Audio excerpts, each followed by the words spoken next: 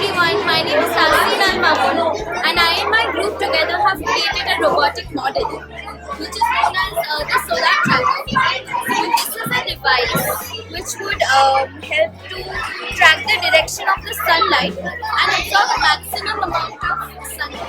So here we have used the color sensor which measures the amount of light falling on the solar tracker. There are three types of the color modes. So first one is color mode, second is reflected light mode, and the third one is ambient light intensity mode. So here we have used the ambient light intensity mode. The ambient light intensity mode basically measures the amount of light in the surroundings and tell us how much light is used. So we have used a medium motor so that a solar tracker can rotate 180 degrees.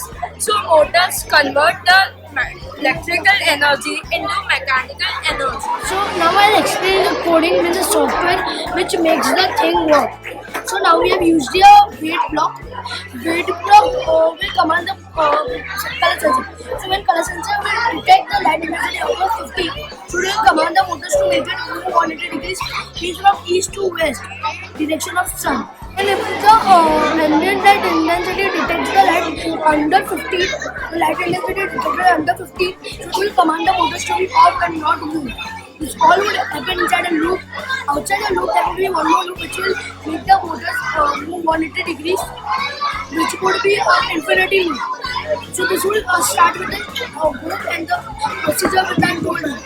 So the sun goes from east to west, and so it goes like that. And when there is another day, so the sun comes back to its position like that. Thank you.